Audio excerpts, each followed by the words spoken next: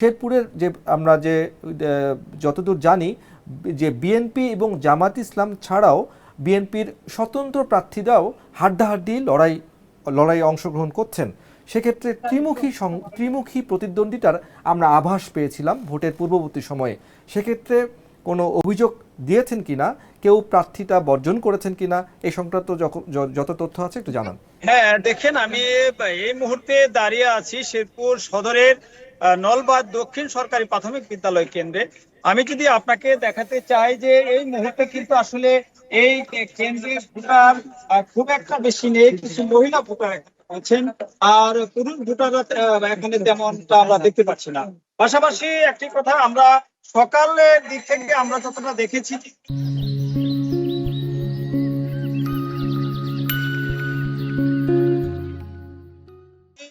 শেরপুরের সদরের সেখানে সকালের দিকে লক্ষ্য করেছি এবং লম্বা লাইন ছিল, এবং সেই লম্বা লাইনে আমরা দেখেছি যে মানুষের উৎসাহ উদ্দীপনার মধ্যে দিয়ে কিন্তু আসলে ভোট কেন্দ্রে মানুষ জড়ো হয়েছে এবং তারা ভোট প্রদান করে আসছে। এবং আপনাদের এই মুহূর্তে আমরা বলি যে ভোট কেন্দ্রগুলিতে ভোটারের উপস্থিতি কিছুটা কমে এসেছে। পাশাপাশি যে বিষয়টি আমি বলবো যে কিছু বিচ্ছিন্ন ঘটনা কমে এসেছে, কিন্তু যতখানি দেখা যাচ্ছে মহিলা ভোটারদের একটি বড় সংখ্যক ভোট দেওয়ার জন্য অপেক্ষা করছেন। এখন নিশ্চয়ই মধ্যাহ্ন বিরতি চলছে, 4:30টায় ভোট গ্রহণ শেষ হওয়ার কথা। সেক্ষেত্রে যদি বুথে প্রার্থীরা ভোটাররা থাকেন, কতক্ষণ পর্যন্ত যারা ভেতরে থাকবেন কতক্ষণ পর্যন্ত তাদের ভোট নেওয়া হবে, এ বিষয়ে কোনো ধরনের তথ্য কি আছে আপনার কাছে?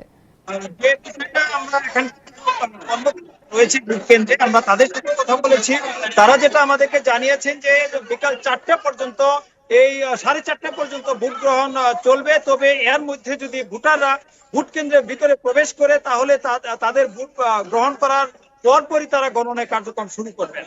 আরেকটা বিষয় যেটা আমার কাছে বলা হয়েছিল যে এই জায়গায় আসলে 3 জন প্রার্থীর মধ্যে হাড্ডাহাড্ডি লড়াইয়ের যে সম্ভাবনা এটা এখনো রয়েছে। বিশেষ করে বাংলাদেশ জাতীয়তাবাদী দলের পক্ষে ডাক্তার সানসিলা জেবরিন প্রিয়াঙ্কা, জামাত ইসলামের পক্ষে হাফেজ রাশেদুল ইসলাম এবং স্বতন্ত্র প্রার্থী এবং বিএনপি বিদ্রোহী শফিকুল ইসলাম মাসুদ রয়েছেন, এবং এই 3 জনই কিন্তু আসলে প্রতিদ্বন্দ্বিতায় রয়েছেন এই আসনে।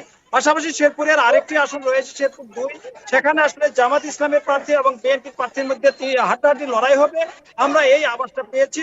তবে আমাদের এই দুটি আসনে বড় ধরনের কোনো ঘটনা ঘটেনি, এবং সব শেষ পর্যন্ত আসলে এই জায়গায় কিন্তু আসলে নির্বাচন শান্তিপূর্ণভাবেই সম্পন্ন হচ্ছে, এবং মানুষের মধ্যে কিন্তু আসলে উৎসাহ উদ্দীপনা এবং তাদের মধ্যে এখন পর্যন্ত কোথাও কোনো ধরনের অভিযোগ বা অনিয়মের কথা উঠেছে কিনা প্রার্থীদের পক্ষ থেকে, ভোটারদের পক্ষ থেকে, বা যারা দায়িত্ব পালন করছেন তাদের পক্ষ থেকে? আসলে বড় ধরনের কোনো অভিযোগ এখন পর্যন্ত পাইনি আমরা। ছোটখাটো কিছু ঘটনা ঘটেছে, 2-1টা জায়গায় জালভোট দেওয়ার চেষ্টা করার পরও প্রশাসন কিন্তু তাৎক্ষণিকভাবে ব্যবস্থা গ্রহণ করেছেন। পাশাপাশি 2-1 জায়গায় আপনার হালকা কিছু সংঘর্ষের ঘটনা ঘটলেও সেটা প্রশাসনের লোকজন তাৎক্ষণিকভাবে, আইন শৃঙ্খলা বাহিনীর লোকজন তাৎক্ষণিকভাবে সেটা কন্ট্রোলে নিয়ে এসেছেন। এবং আমরা প্রার্থীদের সাথে কথা বলেছি, তাদের দলের লোকজনের সাথে কথা বলেছি, আসলে প্রশাসনের বিরুদ্ধে তাদের বড় ধরনের কোনো অভিযোগ আমাদেরকে জানান। মেরাজউদ্দিন, শেরপুরে বিএনপির একজন হেভিওয়েট প্রার্থী রয়েছেন, সারা দেশের আলোচিত প্রার্থী রয়েছেন, আপনি তার ব্যাপারে যদি বলতেন, তার নির্বাচনী এলাকায় কেমন প্রতিদ্বন্দ্বিতামূলক নির্বাচন অনুষ্ঠিত হচ্ছে এবং সেখানে তার সাথে কার হাড্ডাহাড্ডি লড়াই হবে, সেখানকার ভোটার উপস্থিতিও বা কেমন দেখছেন আপনি? হ্যাঁ, আপনি যে কথাটা বলতেছিলেন, 2018 সালে এই শেরপুরের বিএনপির প্রার্থী ডাক্তার সানসিলা জেবরিন প্রিয়াঙ্কা, তিনি আসলে ওই সময় নির্বাচনে এসে হঠাৎ করে একজন সর্বকনিষ্ঠ প্রার্থী হিসেবে শেরপুরে কিন্তু তিনি তীব্র প্রতিবাদ গড়ে তুলেছিলেন, এবং সেখানে যে তৎকালীন আওয়ামী লীগের যে ভোট কারচুপি, এই কারচুপির বিরুদ্ধে তিনি কড়া ভাষায় সেখানে তিনি প্রতিবাদ করেছিলেন, প্রতিরোধ গড়ে তুলেছিলেন, যে কারণে শেরপুরের মানুষ একেবারে ডাক্তার সানসিলা জেবরিন প্রিয়াঙ্কা কিন্তু আসলে সেই সময় থেকে চিনে, এবং সেখান থেকে আমরা জানি যে সেখানে তিনি হেভিওয়েট প্রার্থী হিসেবে তিনি নিজেকে আবির্ভূত করতে পেরেছিলেন।